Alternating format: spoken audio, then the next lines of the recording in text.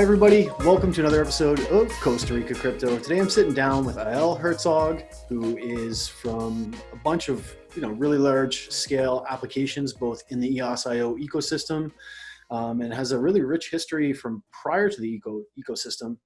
So I guess we're going to talk about all that step by step, but first, for anybody who might not know who you are, is there any way you can give us a little bit of a description about yourself, how you found blockchain, and what kind of drives you to continue building the ecosystem? So my story began, first when I was 7, because I started programming when I was really young. I really loved it. I was in the Israeli intelligence unit in 8200. When I was 21, I was running a network of like 1,000 computers. I mean, you couldn't dream of anything better. So I was very fortunate and very lucky in the beginning of my kind of early career to work with really great people. And from there, you're immediately in Israel. 97, you're taking to a startup, join a startup. Figure out it was sold to Cisco. It was in networking after 18 months, and then I was really inspired by ICQ, which was 3 guys from Israel who built the first instant messenger. I should say the centralized instant messaging, because we did have IRC before that, but they built it as kind of a centralized service, super successful, sold to AOL for like 400 million. I was really inspired because I was one of the early users, and that actually kind of pushed me over the edge to kind of do my own thing. And I started my first company, which was a social network back in 1998, a bit too early, I admit. And then my second company was in 2003, and it was an idea that we toyed with for a long time of user-generated content, and specifically user-generated video. So started that. It actually grew. Top 100 websites in the world, 50 million users every month. We were even bigger than YouTube for a while. Yeah. But my biggest miss, we were second to YouTube in a winner takes it all market. That was actually my next question. Can you elaborate on that? Because I think that's really interesting. What you're referring to is Meta Cafe, and I did my research, of course. And that was one of the things that Jason told me. He said you guys were second in place in a winner takes all competition with YouTube. What was it all about? How did that unfold? Metacafe was unique, and YouTube and a bunch of other companies were unique with even the notion that they will let you publish your video. That was not an option back in 2003. And all of a sudden, we enabled it. Little known stories that Metacafe it was so expensive to download videos, to let people download video from your server, so no one did it for free. And in fact, the first version of Metacafe was a downloadable application that moves the video file peer-to-peer between the people. So we were saving on the bandwidth. But as we were moving forward after like a year or so, the prices of bandwidth really crashed and really crossed the Rubicon, and people start broadcasting, just let you view video online. And YouTube, just started as well. And we had a very unique algorithm to really find the best videos as fast as humanly possible, or, algorithmically possible based on the user feedback, and bring the best, coolest videos of every day to the homepage programmatically. Something more like a Reddit experience, if you will. Yep. And that was back in 2004 and 5, and it's literally exploded. We got from few visitors to 1 million visitors a day, then reached to 2 million visitors a day, and in the span of 6 months or a year. It was really, really fast. And YouTube, were actually starting slower, but what was different with what users were doing with YouTube is that it was more of the long tail of video, like the niches, not the greatest hits. Yeah. But a video of someone playing the accordion. I was watching that actually. I was learning how to but you know, the kind of stuff that, you know, maybe it's niche, but you will spend hours watching that, you know, maybe your favorite soccer team from the past or whatever, or your favorite actor, and that's the long tail. And I was thinking about the online experience in the more traditional fashion of like, let's find the best content, the best hits, the best videos of the short form that was only, you know, was born on the internet. Did not exist before, short form video. And what I learned is that 99.9% of the engagement is in the long tail. I mean, even if you go to Reddit videos, and Reddit is huge, and we're like almost 20 years later, and you see the videos there, they're great, but they don't get a lot of views. You don't see a lot of views. No. Because it's the greatest hits, unlike in television, unlike in movies, where the greatest hits like take all the money. The greatest hits of the internet take like nothing of the money. It's like zero. It's a very small part of the market. So that was an important lesson about the long tail. Yeah. And I think it had an effect because, you know, I took a break 2010. I realized that YouTube kind of won the game. And I started to be using that technology that I helped creating. And I just sat at home. I watched videos like 10 hours a day for like 2 years, watching podcasts and like opening my mind to all the content. You know, I didn't have time for that. I was like a, you know, startup entrepreneur working all day. And all of a sudden I'm, you know, listening to all those crazy documentaries and conspiracy theories and what have you. And I'm like, oh my God, this is great stuff. There's so much thinking here. And on May 2011, I see like in a conspiracy theorist, by the way, YouTube channel, Corbett Report. It was in May 2011, full hour episode about Bitcoin. And me coming from the background of distributed networks, end user, internet, being an internet guy all my life, I was like, what? I was like, what? I was like, the only time I had this feeling is when I discovered about the internet. I remember that feeling. It's like, it's the feeling, not that you even know what you're going to do next, but it's the feeling that you know what you're going to do in the next decade. It's like what? This is like amazing. And for a month, I completely obsessed about it and learned everything I could learn. And you know, I wrote, you can see my log in Bitcoin Talk, you know, it's going crazy on I'm trying to buy and it's all documented in the history of the internet. And my username is Eyal. I was the first Eyal in the Bitcoin Talk forum that started it all, right? Yeah, of course. And Satoshi just left the project. He just left. It was, and it was only empty gox, the only way to buy. Actually, the first buy was with what's the name? Second Life. I bought with a credit card, Linden dollars, and then I used an exchange called Veervox to convert the Linden dollars to Bitcoin, and that was like my first 4 Bitcoin.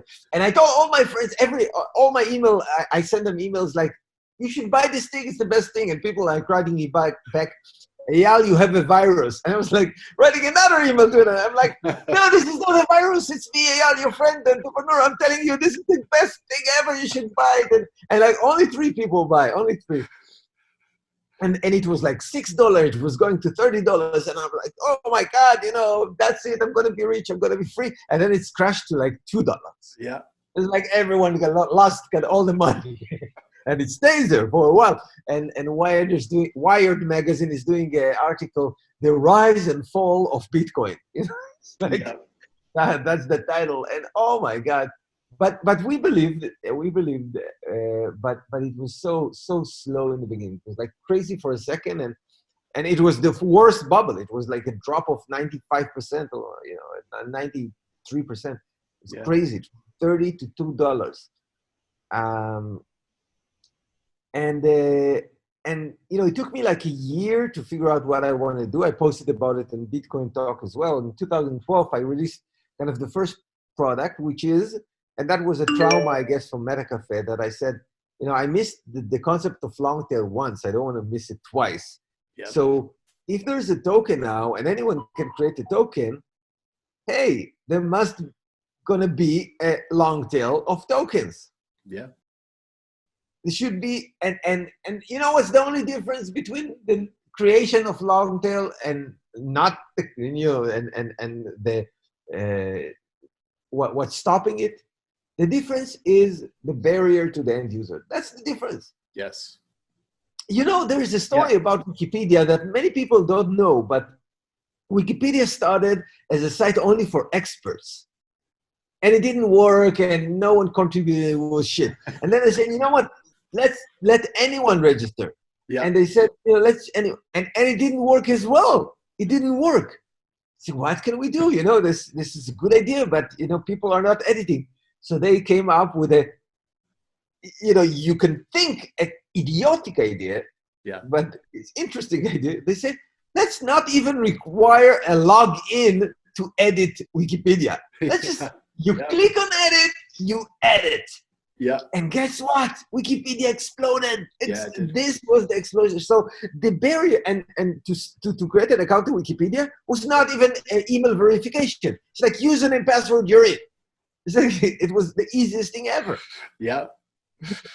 And people didn't create account because that was also a barrier. But if you let him edit, he's like, what? I'm editing this thing. I'm editing the encyclopedia. Okay.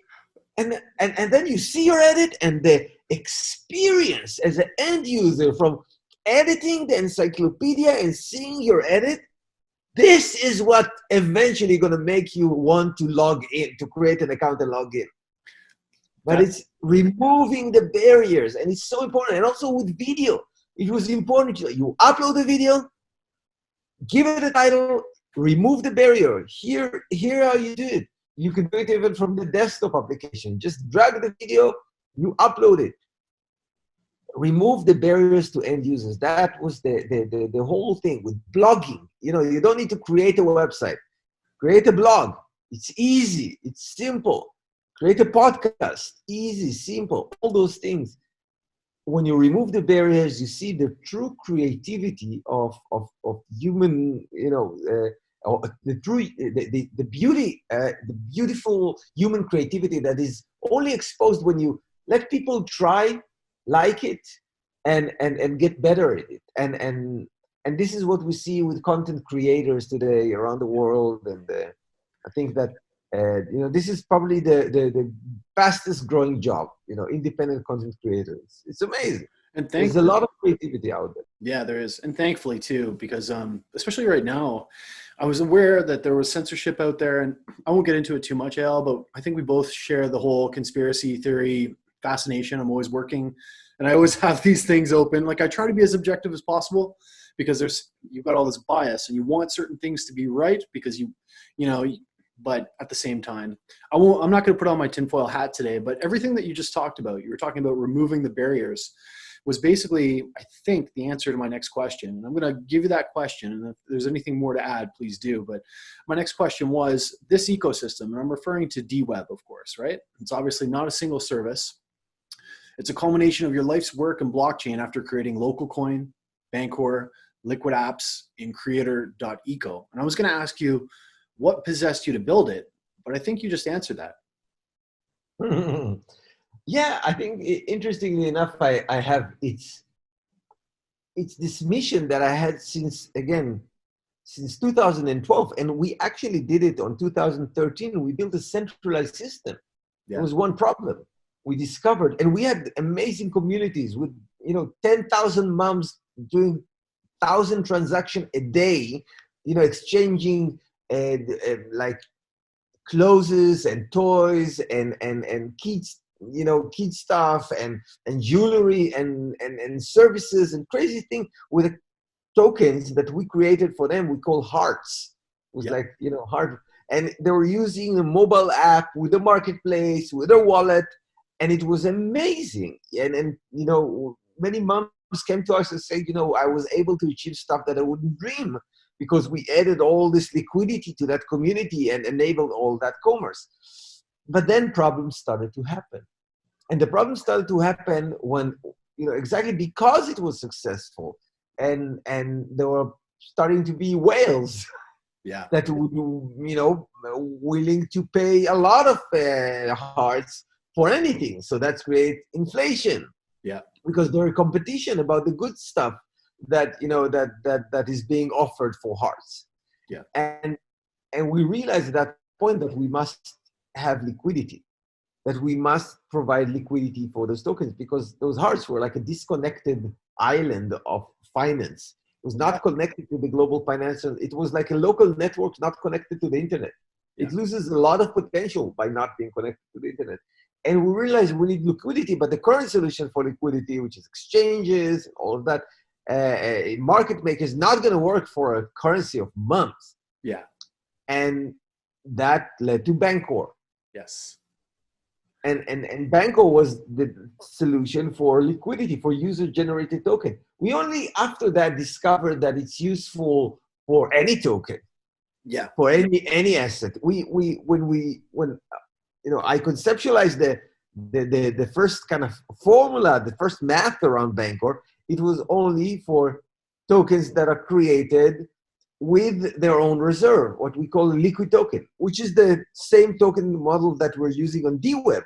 Yeah. So Bancor was designed for that. That was the first thing in our white paper, liquid tokens. Yeah. Only then we talked about token relays, or now they're called liquidity pools. Only then we wrote about it and say, hey, you can also do that. You can take any two assets and create a liquidity pool that ensure that there always going to be liquidity between those assets using a smart contract, make it profitable for the people that contribute the liquidity, and so on and so forth.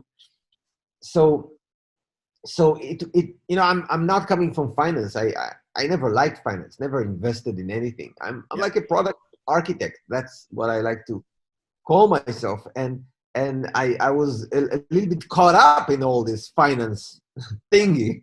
But apparently liquidity is a big problem in finance, and the solution is applicable to many places and adopted in great many products. And we're very happy that it does, but it was never used for what it was invented for until now. Okay. Yeah, that's a good explanation. I want to just actually, no, I'm going to save that a little bit later. I think I was actually introduced. Stephen reached out to me and had asked me, we had, kind of told me about Deweb, and I went on and I got to take a look, and I actually have my own Costa Rica crypto token sitting there, which I still have to, of course, find a use case for. But I was just I wanted to mess around with it a little bit. And then another friend of mine, who's a mutual friend, of course, Jason from Dweb Solutions, I started chatting with him, and he really started to break all these things down, because he's obviously going to be one of the providers of the services of not only Deweb but Liquidapps as well. And he took me over a few things, and he really kind of broke everything down, and I really began to understand how you kind of built the cyclical system. Bancor was a huge success. I mean, everybody who, as were your other projects, but everybody who uses cryptocurrency in this day and age has heard of Bancor, right? It was a massive solution. But it's kind of interesting the way that you kind of took all of these tools and pieced them together into what is Deweb. And I guess I was hoping to I'm going to list the various parts of Deweb. And then is there any way that you can kind of give me the first line that pops into your head in terms of the unique value proposition of these items, just kind of followed by a quick description of how they work and why they're there? Yeah, sure. Okay, cool. Well, let's start out with the first one. Virtual accounts. What's the first thing that kind of pops into your head as the value proposition for virtual accounts in this suite? In Deweb specifically? Yeah, in Deweb specifically. Yeah, I mean, virtual accounts is just a way to make it not the user's problem to deal with the blockchain. Yeah. So virtual account meaning that there is a provider that is the gateway for the user to access the blockchain. Yeah. That provider is, in Deweb case, is the operator. Yeah. So everyone in Deweb is using the operator's account, but they need to sign any payload of any transaction that goes out with their signature, and that is what the contract verifies.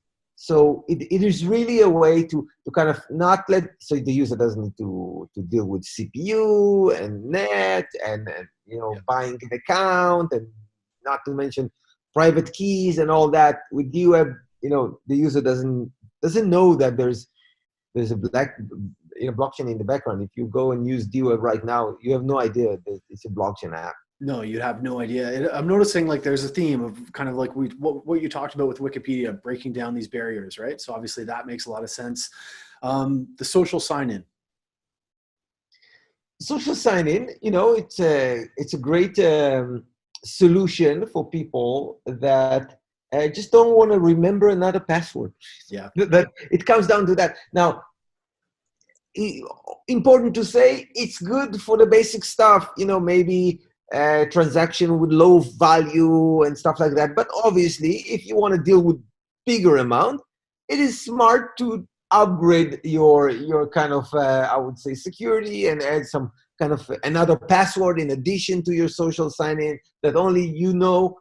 And this is, again, the kind of stuff that Deweb enables. Yeah, absolutely. I think that you got to make it easy for people, and then it's kind of like you can't change consumer behavior right off the bat, but you can make it easier for them. You bring them into the ecosystem, and then you can kind of say like, hey, here's the importance of owning your keys, and this is what it's all like about. a backward approach of like, start playing. The first product that we're about to release, and we can talk about later, is like it's discussion group. It's very similar to voice.com in many respects. We can talk about it, but when you start playing with something like that, discussion, maybe you want to do an upvote, and maybe that upvote costs $1, and maybe you deposit $20. I mean, you don't need to kind of protect the money, from from dooms. It's $20, so fine. And if it was like a centralized server or a centralized service where you can steal the $20 from everyone, that would be a problem. Yeah. But that's not how Deweb is built. Yeah. Deweb is natively secure because it's so decentralized. Yeah. It's like, go hack some operator or some, specific marketer. Good luck with that. And you'll have a very local effect. There's not going to be a hack like you experienced today to Facebook, where, they take all the user information, like tens of millions of people. It's becoming very localized and very, controlled. What about Deweb Wallet? What's kind of the value proposition of Deweb Wallet?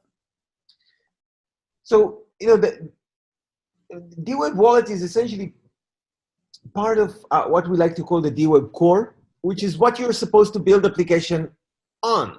Yeah. When the premise of Deweb is that it's much easier to build on Deweb than in any other way, including like centralized. It's easier to build decentralized services on Deweb for many, many, many reasons that we can go to.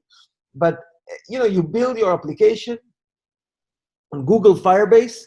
Yep. And it's very easy to build. It's very easy to build an application on Deweb.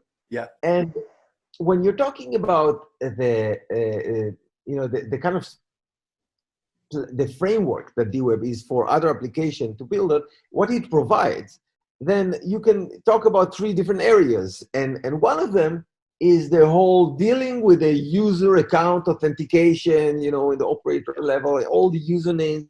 It's like, you don't need to worry about it when you build an app on Deweb.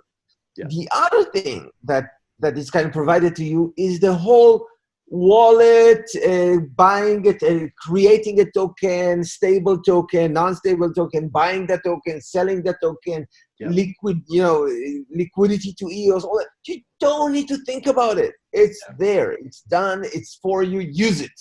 Yes. Enjoy it. This is what you see today on the product.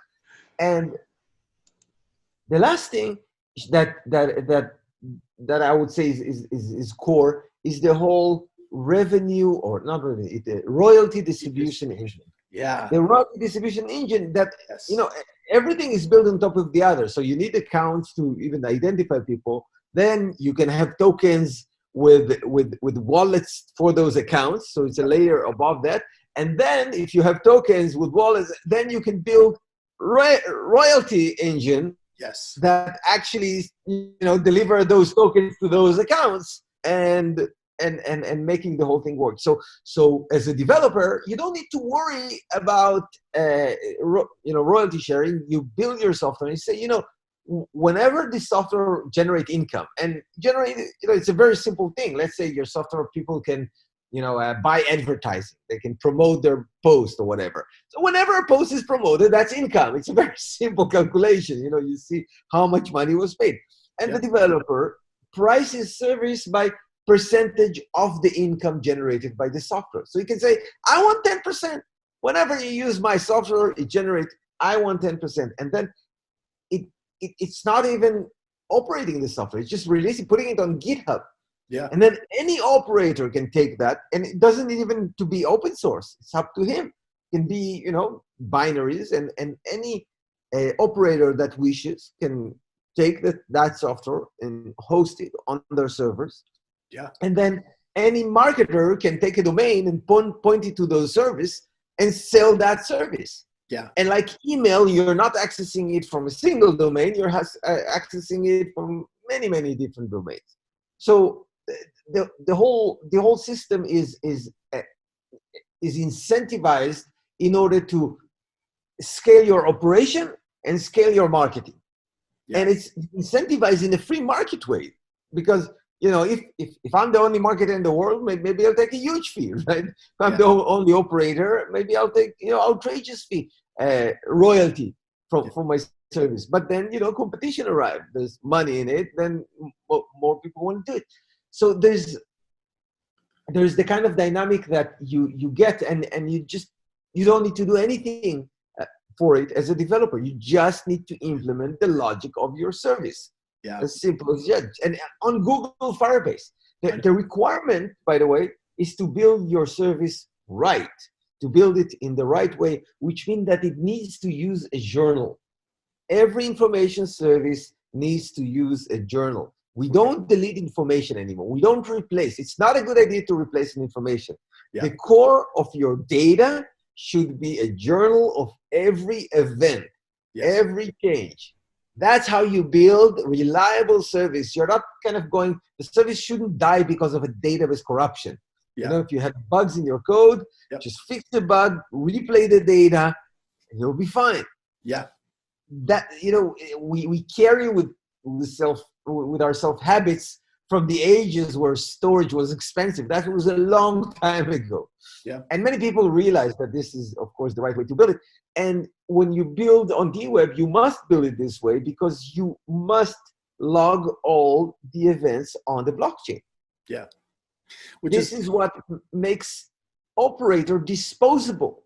Yeah. Even if it's gone, all the information there, you can rebuild all the information. Any other operator can serve all his users. Exactly, you just. And so it's interesting too, because I like the way that the royalty engine, it's trustless as well, which is really cool. And that's one of the cool things about blockchain, of course, right? You don't have to send the guy an invoice and hope that he's going to pay it. It's done, right? It's trustless. It's transparent. Yeah. You want to make sure that you're not being fooled. Go use the software yourself and see the transaction. Yeah. Create an account, use it. See, you can actually verify that you're being paid whenever you want. Yeah. You can do this because of transparency. Yeah. Transparency was the most exciting feature of Bitcoin when I saw because I was reading this book, Conversation with God. Yep, it's a really good book. I'll check it out. And on volume 3, it was in New York bestsellers in the 90s. It was a big deal. Yep. And on volume 3, there's like 3 volumes. It's like a conversation between a person and God. And that person is asking God, is like, why is this world with all this corruption and all this, politics and, and corporation doing horrible things? And God is like, what do you want? You have, freedom of choice. This is your choice. Yeah. It's like, it is our choice to have this kind of world. You're kidding me? It's not our choice. And God is like, of course it's your choice. You can fix it in a minute. Like, in a minute? How can we fix it in a minute? You crazy? So yes, just make all financial transactions transparent. Interesting. Yeah. So that was what really grabbed you about that book, probably, right? Yeah. That was one of the things. It's actually a great, and I read the book before I discovered Bitcoin. Yeah. Yeah. So when I discovered Bitcoin, I was like, oh my God, this is just like the book. Yeah. You know, a transparent system, you know. Yeah. It's one of the beauties about blockchain. Some of the other features that you implemented that I noticed, which were pretty cool as well, is kind of in that whole modus operandi of keeping everything accessible and easy and breaking down these barriers. You also added things like MoonPay, Elastum, and Fox Exchange, right? Why did you add those? Yeah. What role do they play? So this is part of the infrastructure that we're seeing as critical for blockchain application, because, you know, there are three reasons to use blockchain, if you ask me. Mm-hmm. 3 reasons. It's as simple as that. You know, it took me 9 years to figure that shit out. You know, it's like 3 years per reason on average. So, number one reason, Bitcoin is a ledger of signed transactions. Yep. It's a ledger of signed transaction that you can put information, and it can function as a public shared database for anything. Yeah. And enable things that today we have cooperation and governments for, enables that without them. Yeah. It's amazing. It's world changing. Nothing's going to be the same. Agree. That's the first function. That's why it's useful for. The second thing it's useful for, and it's a result of the first thing, as a result of the list of transactions, you can, and actually it also enables it, but we can get to that, you can actually transfer value. And it's create a network of value that is kind of a decentralized Stripe, if you will. Yep. So a solution for end users to bring value in, take value out. It's actually much better in distributing funds. Collecting funds is a solved problem with credit cards. Yeah. Distributing fund, this is where it gets tricky. Yeah. And this is what crypto does better than other solutions. And it took literally more than a decade to build this network of thousands and thousands of providers that connect the traditional financial system to crypto in so many gateways. Yeah, it's like the 10 years after the internet, where they started to build the ISPs and the broadband infrastructure and build a real network from something that was kind of a joke at the beginning. And it took a long time, but now, you know, you have Bitcoin ATMs. You have this kind of stuff. We connected the world. And that's the second value of blockchain. So yes, a global ledger that anyone can use, amazing, a public ledger, but also a network and the internet of value, essentially. The ability to transfer value using tokens, stable tokens, native tokens, doesn't matter. The reason I say the second enables the first is because it's only when the second exists that you can create incentive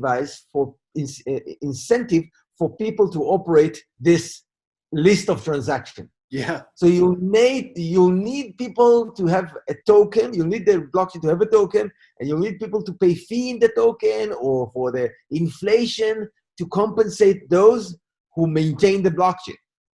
So a blockchain could operate without a token if we were in a philanthropic world. Yes. And maybe we will be in a startup world. I'm sure they have blockchains with no tokens. Because people are excited about their opportunity to be a miner in this blockchain. And, you know, they're doing it for their own achievement. They're not for money. But this is not the world we live in today. Agreed. So this is why the first reason and the second reason are so interconnected. Yeah. And the third reason to use blockchain, which is relying on the second reason, is smart contracts. Yes. It's the ability to form agreement, trustless settings between literally thousands and millions of different individuals simultaneously. Think about what is MakerDAO. It's a huge agreement between so many people, Yeah. which is actually complicated, but it works. It's amazing. It works. Every liquidity pool, liquidity pool that is Bancor or Uniswap or whatever, is an agreement between all those people that provided the liquidity. They take a fee, and then those people are using and they pay the fee, and everybody's happy. And that's a massive agreement that everyone is signing into. Maybe it's for longer engagement or a very short engagement. Yeah. But a contract, nevertheless, it's like a virtual trustee that works for you for free, and it will enforce your contract, come what may. Yeah. And that is what enables the revenue sharing layer, the royalty sharing between all those different players that are in the Deweb ecosystem. Yeah, I love it. I personally think that Bitcoin is incredibly elegant too. And the more, when I originally came, people were talking about Bitcoin going up, and that's kind of what dragged me in. But then it's funny because when I really got to know and understand the whole ethos of Bitcoin and this kind of, decentralized monetary system that has all these other kind of abstract capabilities, it really made me question a lot. And that's really when I think when I really discovered cryptocurrency is when I really started digging into things. And I'm talking about like economics, politics, philosophy. Like it just takes you down all these different rabbit holes. Do you ever kind of sit back? And I'm sure you remember, I remember the days of ICQ and those kind of original websites that were just, they had kind of, Encyclopedia Britannica blew my mind when they put it online. Like that was incredible. It's insane to think it wasn't that long ago when the likes of you and myself were growing up that the internet was very much it was kind of a joke, and it's evolved into. Do you ever step back and think and just kind of take that in? That's what's happened in the last. So you happen to talk to one of the only people that was in the middle of both bubbles, in the middle of them. Yeah. I had the hottest startup in Israel, the internet startup. We raised like $50 million. We were building social networks. We were the next Facebook as far as I was concerned. We had all the ideas. We had it all mapped out. How we going to create the social network of the world. And we actually built features and I'm talking about 99 and 2000, we built features that are for personal and professional social networks. So you had your personal card and your business. This was a combination of Facebook and LinkedIn. That was, and the market just blew up and everyone went crazy. And then it crashed completely. And after the crash, people and I was trying to raise money for my social network. We had the domain contact.com, like the perfect domain person. And we're like trying to raise like $1 million to, nothing. Yeah. It's like you're doing this internet thing. Didn't you hear? The internet crashed. Don't you know? All the stocks, Amazon, everything's crashed. It's dead. Yeah. Don't you know? And she's like, but it's a good idea. It's a good idea. It's going to happen. It's obvious. It's going to be, and whoever's going to do it's going to be so freaking rich. Who's ever going to own the social network? No, man. I mean, you didn't get it. You still didn't get it. That was my experience in 2001 and 2002. And, I gave up at some point and I say, you know what, let's do this other idea it is the user generated content. And, that's how Metacafe started. But I was in the middle of the bubble and I saw people thinking, oh my God, internet is the future. It's going to take over. I was like, yeah, that's right. You got it. It's going to take over everything. And a few months later, it's like, no, this internet's not working. No, you were right then. It's going to take over everything. You give me funding. And I experienced the same shit again. I mean, who would have thought? Yeah. I'm in the middle of this like crypto explosion. Bancor is like, I think opening the floodgate of ICOs, like, Yeah. with enormous amount, making world headlines, and like people are like, blockchain is gonna take care of everything. It's gonna change. It's like, yeah, you get it right. Few months later, it's like, no, blockchain is a fun. There's no real application on this shit. Yeah, right. But it takes time to build them. I'm working on this thing. Anyway. Yeah. So I was just happened to be in both places. That's my experience. Yeah, and you've done well because of it. I would hope anyway. But you've done some pretty impressive things. I want to roll it back for a second though. I want to talk to you a little bit more because I'm really interested in this whole user-generated token thing because I think that that's really cool and it's a really interesting gateway. But my understanding was that you started out with local coin by giving people the ability to be able to kind of create their own token. And creator.eco, as I understand, is kind of, it's an offspring of like local coin and Bancor. Why was that important for you to build? How does the liquidity function work? And what does that enable for like the average incoming blockchain enthusiast who is just kind of getting into why is it important essentially?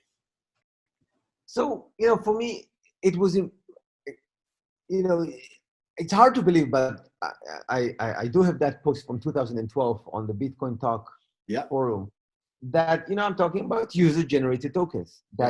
And I released a system. It was using SMS for user-generated tokens. Cool. No one cared. It's like no one cared, literally. It was like this meme. It's like, you see, nobody cares. Like, that was my experience. And I was like, but it's a good idea. You know what? But everyone was obsessed with Bitcoin in 2012, of course. So I just went and built it. But I've been trying to do that since forever. Yeah. The first attempt was with AppCoin. That was the first company, and that didn't have liquidity. The second attempt was with local coin. Yeah.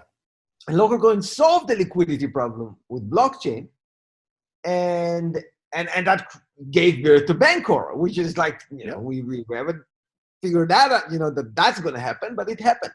Yeah. And I must say that obviously we were carried away with all the hype, but we always wanted to do this user-generated tokens, but it was pointless to do it on Ethereum because we were talking about removing barriers. So let me tell you that if in order to edit an article in Wikipedia, you had to obtain Ether, Wikipedia wouldn't work. Yeah. Like going back to the example. So, I cannot expect people to, they should just be able to try it out. Just try it out. Yeah. And then that was the trigger for us to actually expand to EOS. Yes. Because we said, hey, we want to do user-generated tokens. We need free transaction. Yeah. We also need something that is scalable. We saw what happened to CryptoKitties after we launched. When we were in production, we saw what happens to CryptoKitties, and guess what? The network was dead. I know. It was like, oh my God, that could have been user-generated token, exploding, literally exploding. Yeah. If the last thing you want to be is the victim of your own success. You want a platform that can support you if you're growing. And this CryptoKitties was not even being so big, but still we saw what happened. So I was like, I need something better. And I seem to notice at this point that it's easier to replace a blockchain than to upgrade it. It's really hard to upgrade the blockchain because everyone has an opinion. It's like a consensus system. It's like, you just create a new consensus and people will move to your consensus if they see the light or whatever. Yeah. And that was part of the decision to just move to EOS. It was built with the lessons of Ethereum. We really liked the guys, Dan, Brandon, and we spent some, and we started to build on EOS, and we released creator.eco on EOS, which was kind of the first attempt to allow creating Bancor liquid tokens for anyone. because before that, people were creating all kind of Bancor liquidity pools or tokens, but only professionals, only companies. Yes. We wanted to make it to reduce the barrier. It was always about reducing the barrier. Also, Bancor exchange user interfaces. If you look at it, if you ever used it, it's all about reducing the barrier, making it really simple. Yeah. And at that point, we released creator.eco, and we learned a lot from that kind of experience.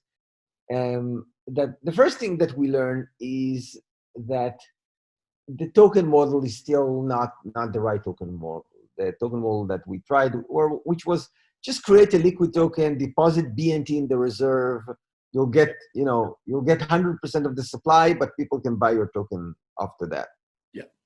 Not the right model. Also, it did not use virtual accounts, so you needed an account. And also it was using our servers, so it didn't feel really decentralized. Yeah, of course. So yeah, you can do everything with a smart contract, but it's still, end user will not access the smart contract, so end user will need the user interface to all of that, and we're probably going to be the only one providing the user interface for a while. Yeah. Definitely for all the new features, so feel a bit centralized. Yeah. Yep. Anyway, so I've been thinking a lot about that, and those thoughts formed into Deweb. Yeah. Where the idea with Deweb is like, first of all, I think Deweb solves the it's too centralized problem. Yeah, it does. Which is true for every crypto service. Every successful crypto service, there's a URL, a domain, you go, you use the service. Exactly. The only thing that is not like that is like Bitcoin, Ethereum, and Tether. Yeah. Yeah. Everything else is like, more or less, it's like, yeah. It's very, very centralized in its gateway, and it's, the way that you access it. Agree. What do you, let me ask you a question. What would you like to see that enable? Like, if somebody can go in and build their own token, like, how would you like to see that utilized? Like, what would make you happy? Like, is it bringing in new users to create tokens based on like causes, or what part of that really? So, you know what? I can use the analogy of MetaCafe again in this case. Yeah. You could have asked me what kind of videos would make me happy to see people upload. You could have asked me that. I couldn't come up with a smart answer then. Like, I cannot come up with a smart answer right now. That's fair. However, it's important to say they don't need to generate a token, like in the traditional sense, a speculative token that have a variable price. They don't need to do that on Deweb. Yep. They can just use a token that is stable. So it's like a store credit, if you will, a branded dollar that is redeemable. Yeah. So they can do that. But I think that, let me just close it. No problem. I think that the tokens that are created, that are redeemable, if I have to say, if I just read about it today, I think it was a very interesting panel that I had the fortune to participate in with Luke Kerner a few days ago about personal tokens. And in fact, it's the first time that I heard about income sharing agreements. Yeah. I say, like, what? Yep. There's such a thing? I was like, is that even legal? I was like, and it's like, you go to Wikipedia, you read about it, it's like, yeah, it's legal. The US, it's fine. You're welcome to sell part of your future revenue for money. Yep. And maybe that's the tokens that will be created on the system. Yeah. Maybe people can just go and say, you know what, I'm generating a token, and all the money I'm going to make in the next 3 years, I'm just gonna push it, push 20% of it to the reserve. I'm just gonna deposit in the reserve all the time. 20% of all the money that I make. And every time you put money in the reserve, the token price of every token holder goes up. Yeah. Yeah, that's interesting. Yeah. Yeah. And they can sell, or they can say inside. It's like a stock purchase, Interesting. kind of model. Yeah. And the issuer of the token can set a high allowance, maybe 10% a week. Yep. That would, essentially take the money out of the reserve in much higher pace, so he can fund his life. Yeah. Yeah. Then he can say, buy the token. Yeah. Buy the token. You get a percentage of my, my income in the next 3 years. If you think, maybe it's going to be a lot, maybe not, buy the token. That's really interesting. That's crazy. And that's, in the world of crashing financial system, that might be, a good alternative. Yeah. Yeah. I couldn't even start to go down the rabbit hole, because we could sit here and talk for hours on the amount of things that might enable. Like, that's really, really interesting. I love that, man. I would never really put two and two together before I heard you say it, but yeah, that opens up a lot of really interesting possibilities. And I guess literally an hour ago, I was like looking through that.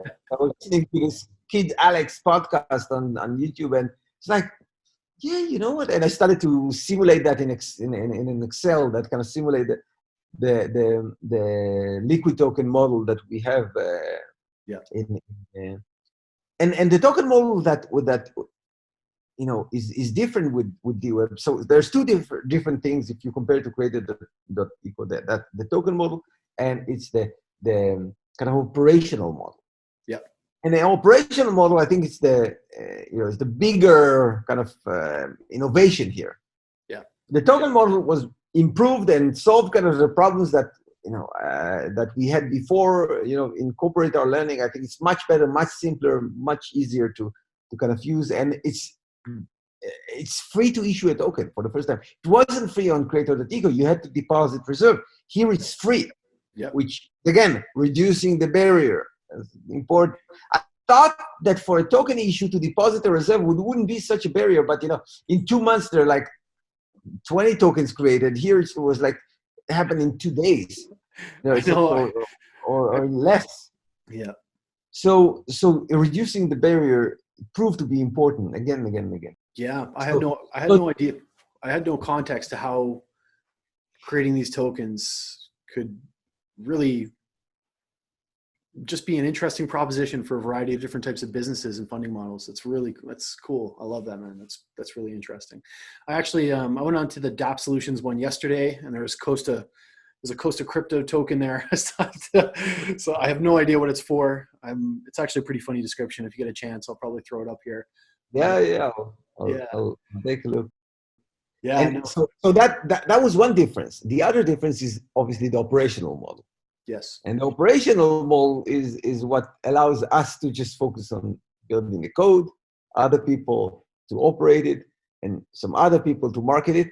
And that actually make it scalable really, really fast. Because let's say that this idea of personal tokens as an income sharing agreement works. Yep. All of a sudden, you can have armies of people independently deciding to become an operator of that service. Yep. And a whole other army of people becoming marketers of that service, self-appointed marketers, through their own domains, going and explaining to people the potential of essentially tokenizing themselves. Yeah. People trying it out. It makes it scalable. Yeah, it does. That's the cool thing about it. Yeah, it's a huge revelation for me. I'm going to scroll back, and then we're going to I want to talk about some of the ways that maybe operators can differentiate themselves, and how the transferability might work in between. Because I put one onto the EOS Nation one. I created a token over there, and then when Dweb Solutions put theirs up, I went over and I did a Costa Rica crypto token over there. So I want to talk to you about that, but I wanted to bring something up which I think was pretty interesting. You stated that previously, and I've heard you state this, that the only true decentralized service is email. which I thought was pretty interesting. How important to you is decentralization and what you're doing? And another thing that Jason kind of mentioned me to ask you about was the potentiality to be able to use Liquidapps to eventually maybe separate some of these services from Google Firebase. Yeah. So let's talk about, the Liquidapps. For us, it's like it is the infrastructure we want Deweb to be built upon. Yeah. Today we're using Google Firebase, because we're in the beginning, we're starting, and we see very little risk in the centralization of Google to Deweb. But if Deweb is ever to take off, you would not want to have this kind of risk factor of, this entire Deweb is running on Google and Amazon. Of course. It's we achieved little. That's one thing, and also in terms of when this scales, we'll have to save cost in RAM. This can, if you are successful, you can expect tens of millions, hundreds of millions of users. The only way for anything to scale to those levels is with solution like VRAM and stuff that can happen on maybe child chains, the kind of scalability solutions that Liquidapps is building. So I completely see the future of the infrastructure for Deweb as a kind of a Liquidapp decentralized cloud. So there is still, in the layer of infrastructure, there's still some centralization that we accept, just because it takes time for services to mature. And again, we see there's very, very, very, very low risk at this point in time. Yeah, but it will grow if we're ever successful. And as to your other question, is why decentralization is important. So this whole market is like talking about decentralization and kind of having difficulties defining it. Yes, very much. And I maybe I'm wrong. Maybe I don't get it seriously. But for me, it's very simple. For me, it's really, really simple. It's not a spectrum and any of that shit. For me, it's very simple. If you can fork something, then it's decentralized. Yeah. It's as simple as that. Yeah. Now, if you think about it, what does it mean that you can fork something? You can fork something if there is no ownership of data. Yes.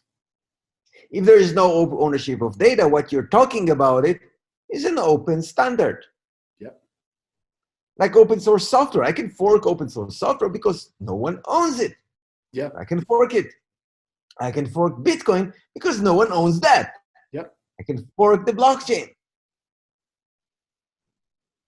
People need to,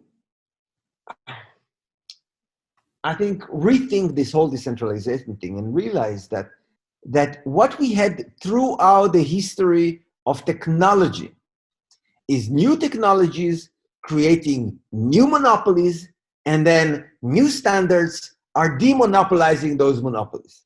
Yeah. This is the history. It happens with computers, with the PC standards. It happened with networks like AOL and Prodigy, done with the internet standard. It happened with software, Microsoft and Oracle and Novell, and then with open source. And now we're living where it happens with online services. These are the monopolies of the modern day. It's the biggest corporation in the world. They are seemingly invincible. And monopolies have always been the worst thing for mankind. Monopolies in government and monopolies in business. That was like the worst thing. So we're not dealing with small little things here. We're dealing with like the worst, because, and the reason that is the worst thing is because it takes away choice. Yes. You have a monopoly. You don't have choice. True. If you're not happy with your government, you cannot say, I'm moving to this alternative education system. If you're very rich, you can sponsor 2 education systems and do that in most countries. But even the charter system, it's like a monopoly, full on fledged, just like it is in governments. This is how it is today with online services. Yeah. Oh, I'm going to go to the other social network. It's like, what are you talking about? Yeah, there is none. Yeah. I'm going to use this other search engine or this other e-commerce giant. I mean, come on. It's monopolies. And just like every time before, there's going to be a standard that replaces those monopolies.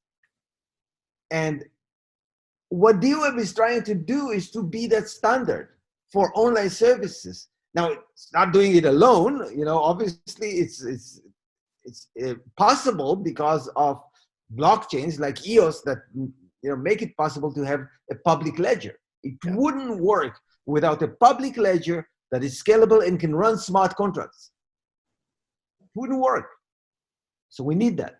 And you can by the way, you can imagine solutions for smart contracts that are not on the blockchain that have many kind of oracles to the smart contracts. So you can imagine solution even on Bitcoin and all those kind of protocols for smart contracts, but it's a required layer. It's a required layer in order to enable online services to be distributed. Now, I've been fortunate enough to build online services for more than 20 years. Yeah. That's everything I did all my life. I don't know how to do anything else. I literally don't know. And what I do know about all online services is that those 3 roles of designing the software and building it and QAing it is very, very different than making the software, hosting that software on servers and serving it to the world, which is very, very different than monetizing that software, getting customers to try it out, pricing it, providing them with support. Those are 3 different universes. Yeah. And the people that work in those places often even don't like each other. True. Very true. I'm just going to follow this up because for me, it's really interesting. I wasn't aware that you were part of, I'm personally, I'm a big fan of Israel, like especially with, just their technological capabilities, their economy, and the way that they operate. They're at the forefront of science, technology, their military, especially their secret service. But you came from this like highly structured place working in intelligence, right? How does this transaction happen to all of a sudden you're like, no. You got it all wrong. This is Israel. Israel is the country of it will be fine. This is Israel. And 8200 is famous for being unstructured. Okay, interesting. 8200 is like, first day I got there, I had no training. They found a bug in the system to be able to get people that have experience with computers. They were telling some white lie about me knowing to speak Arab, so they needed me, and they got me into the unit, and they're like, okay, welcome, and we need you to write a converter between this format of mainframe document to this new software on PC. Yep. Have fun. And I was like, what should I use? Whatever the frick you want, just do it. I want to see this document, this format. I want to see the same document here on this PC. Good luck. And that's the approach. And that was by the very first day. And it's been, it's like you build your own thing. And everyone there is, young people, they want to do good. They want to serve their countries. They're happy to be there. It's a good place to be in. They want to, build good systems. And it's not about money. There's no money. You're not getting paid you're getting paid like $100 a month. That was my salary, even less. Yeah. So you just, you do what you do professionally. And that was the best school I could have hoped for. So it was very, very unstructured. And this is the reason why so many startups came out from 8200. And Yeah. from other places in the militaries that are more structured, you don't see a lot of startup. Interesting. Because the 800 is like, figure it out, just solve the problem somehow. I don't care how. I love it, man. Yeah, that's really fascinating. I could sit here and talk to you forever, but I know that you're going to be busy. But I do want to mention too, I am a big fan of Liquidapps. I like the fact that you guys are taking on Amazon AWS, which I'll post an article to as well below. That was something that I was talking with Jason about. And you've done so much, Eyal. I'm going to ask you a few last quick questions with the speed lightning round, and I'm going to make sure that I post all the links for everything. And I really encourage people to go and check out Deweb. Go build a token. Go play around. Super easy. Anybody can do it. You don't even know you're using blockchain. But I guess with everything that you've kind of accomplished in between, or in the midst of accomplishing and have accomplished in between like Bancor and Liquidapps and now Deweb and all of, these various tools, and of course MetaCafe and all these other previous engagements, like what's endgame for you, Eyal? Like what more could you possibly hope to achieve? Like what kind of a legacy, like you've already kind of left a legacy behind, but what would be the ideal world? I left a legacy where I didn't mean to. It's funny. That's accidental one. Sometimes I start my talks by saying, I became an entrepreneur when I saw ICQ, when I saw 3 kids from Israel building an app, getting to millions of users, selling it to Amazon. I said, look at that, those kids, they just built an app. I can do that. And I've been trying ever since. I love it, man. I love it. So my dream was always in consumer. Yeah. Again, social network, my first attempt. Yeah. Content share, video sharing, second attempt. Always I was fixated on consumer.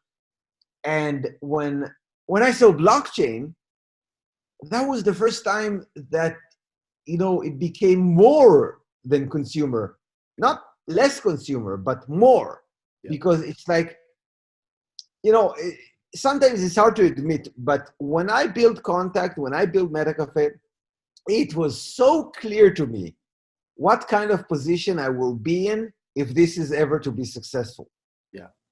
I could imagine exactly what is going through right now on Zuckerberg and the Google guys, but because I said, this is obviously too much power.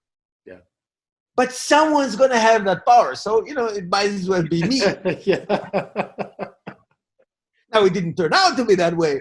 But that does not make me even a bit less aware of what it means to be the owner of the social network of the world. Again, imagine in those days, people didn't even have that language of talking about it. But we figured out that, this is the end game. If everyone is connected to anyone, this database is priceless on the professional and personal level. I mean, it's just, and the number of things you can do with it is endless. Yeah. So when I saw Bitcoin and blockchain, this is where it started to, the internet can be better than that. Yeah. The internet can be as good as it was built to be, as good as Mail and Newsgroup and IRC could have been in a Star Trek world where people were not running on their money, where people were building in order for them to be proud and say, look, I built the iPhone application for IRC and here goes what's up. But we're not living in that world. We're living in a world where financial incentives are important, and you cannot have those with decentralized services if you're not using blockchain. True. That's perfect. My second last question before I let you go. If you were to have everybody read one book, if you could recommend one book and of everything that you've read that would make the most impact in the lives of the public, crypto, non-crypto people alike, what would that book be? Conversation with God wouldn't be a bad pick. Conversation with God. Okay. Conversations with God, because I'm a big believer, and for me, I think it was hard, but every time I did it, I was very happy to get out of your information comfort zone. Yeah. sometimes I like play with people in that way, that I try to see how they will refuse to expose themselves to information that is not in sync with their worldview. And people are, no, I don't want to waste my time with this garbage. But what they really are, they're afraid. Yeah. Afraid. They're struck with deep, striking fear that, oh my God, maybe they'll discover that they're wrong about something. Yeah. How would they ever justify everything they said on the matter to everyone else that they know? What would people think of them? It's true. But it's completely subconscious, unconscious, and people don't get it. And this is why I like the choice of conversation with God, because it takes most people out of their comfort zone to go to something that is, it's not full on spiritual or anything, any shit like that. But sure. It's good. It's good. It was a bestseller for a reason. Yeah. So now I'll go with that conversation with God. I recommended it to few people, and few people that read it, their response was like, "Oh my God!" Yeah, literally, that was amazing. So I got really good responses for people that actually went and read it, and those are the most open-minded people that I know on this planet that actually do that. So I don't know about your audience, but I hope that. I think so.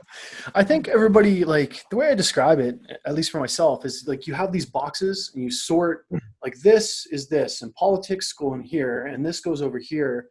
And one thing that I've really, because I have been doing a lot of digging as I've been working, and I'm really careful about what I reshare, because I don't know objectively like what's real and what's not real, but I'm consuming a lot of information in light of everything that's going on. And I generally keep that in between close friends, because I don't want to spread misinformation or make assumptions, because we don't and know. You don't want people to think you're crazy. Yes. I mean, yes, that too. And it's also sad that people would, they really judge you for thinking differently. Yeah. If you dare questioning some subjects today, if you dare questioning them, you're like, you're a terrorist or a Hitler or something. I know. You question something. And that's unfortunate. And a lot of people avoid sharing information because of that. Yeah. Well, I think for me, it's also knowing the fact that, like, some of this stuff is really whack that I'm reading, and probably like some of it's correct and some of it's not. So if I'm taking this and I'm like, you got to read this, and some of it's pretty crazy, because I think that the world could potentially, if 1/10 of some of the stuff I've read is real, like, the world's messed up. But I don't want to. There is a famous saying on the subject. Yeah. Sign of intelligence is the ability to entertain an idea without accepting it. Yeah, for sure. Exactly. So it's hitting that delicate balance. Like, I don't know if this is real, but for somebody else, it might really freak them out if they buy into this completely. Right. I give it consideration, and then so anyway, I was already a huge fan of everything that you've done and you're doing. Now sitting down and getting to talk to you one-on-one and seeing like how legitimately of a cool human you are, I'm a super big fan. So I'm going to make sure that I put all the links to absolutely everything that you're doing below. Do you have anything that you wanted to say before I let you go on your way to continue on kind of with your mission? No, just, thank you, and look forward to what we are about to launch in a few weeks. Yes. Which is the discussion groups that use kind of a voice model, but without KYC and without without a unique token, just with dollars, and using the Deweb kind of platform. So I'm sure it's going to be interesting. I am too. Eyal, thank you so much for your time. It was a pleasure, and hopefully we can do this again sometime soon. Thank you.